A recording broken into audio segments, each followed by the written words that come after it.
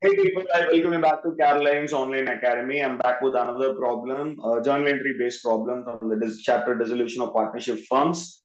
And we are in the series of videos in which we're solving the previous year and sample question paper problems from the chapter Dissolution of Partnership Firms. This question was asked in the 2021 compartment attempt, and it starts solving. Pass necessary journal entries for the following transactions in case of dissolution of partnership firm of X and Y after various assets other than cash and third-party liabilities have been transferred to realization account.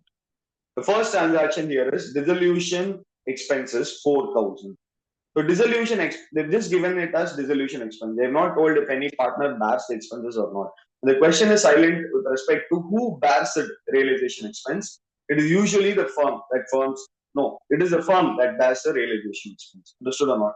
So realization expense is obviously an expense and all expenses will be debited to nominal account. The only nominal account that is available during dissolution is realization account. So the realization expenses when borne by the firm will be debited to realization account and it was paid. So whenever dissolution expenses are being paid, bank account will be credited. Understood or not, my dear children? Because money is going out of the firm's bank account.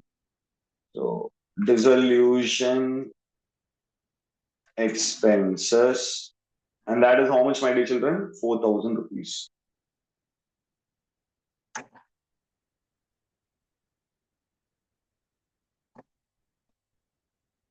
All right, moving on to the second transaction. Machinery of the book value of 50,000 was sold in the market for 47,000, for which a commission of 500 was paid to the broker. I'm going to give you another rule here, my dear children. Whenever you sell a particular asset and you pay a specific expense that is in relation to the sale of the asset, you don't have to pass two journal entries. Like you don't have to first sell the asset for a certain amount and then pay that expense for that. You can reduce the amount of expense that was incurred in selling that particular asset and write the net realizable value alone in the journal entry. So here the machinery was sold for 47,000. We are not even bothered about the book values when we are passing the journal entry for realizing the asset. So let's forget about the 50,000. The machinery was sold for 47,000, for which we incurred 500 rupees commission expense. Am I right? So from the 47,000, you reduce 500. So 46,500 is what you got in your hand there. Am I right or not, my dear children? So the journal entry will be realization. Okay. Yeah. When you sell the asset, what is the journal entry? Realization will be credited and money comes into the business and therefore bank account will be debited. So bank account debit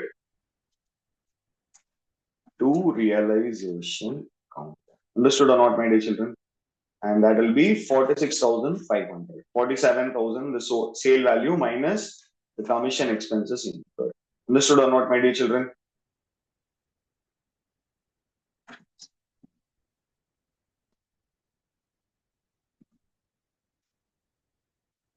Machinery realized. All right.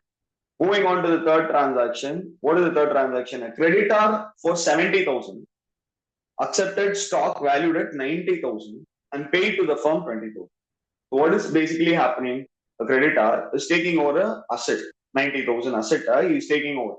But he's not taking it in full settlement. What is he doing? He's paying 20,000 rupees to the firm. 70,000, he took the stock of 90,000. The extra 20,000, we are giving stock. No, for that he paid money to the firm. Basically, for 70,000 stock going out against the liability of 70,000, there is no entry because it is realization to realization. But for the remaining 20,000 that we sold to the creditors, there will be journal entry, right? Because we are receiving money in the bank. How much money did we receive? We received only 20,000. So bank account debit to realization account.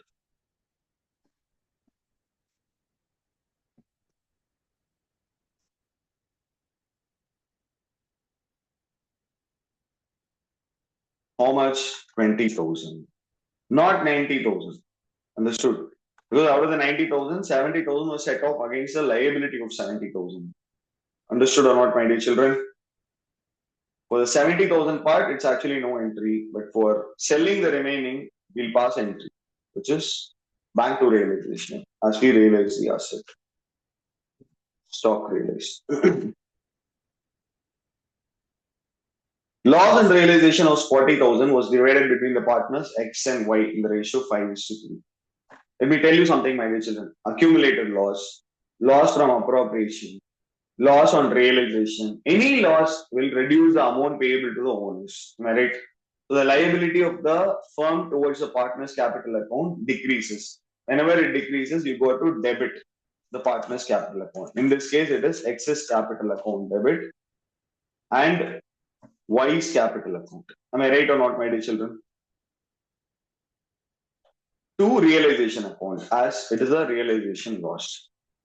Understood or not, my dear children? To realization account. What is the total loss, my dear children? Forgot. What was it? What was it? 40,000. So 40,000, it was divided in the profit sharing ratio of 5:3. Obviously, the loss will be divided in the profit sharing ratio. Am I right? Into 5/8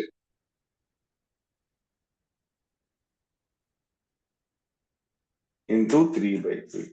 Understood or not, my dear children? Realization loss distributed. Alright, children, with this, we have come to the end of this video and this question. I'll meet you again with another video with another question, most probably a journal entry based question. We have a few more to go. You people take care, have fun, and bye bye. Like, share, subscribe, comment. Bye.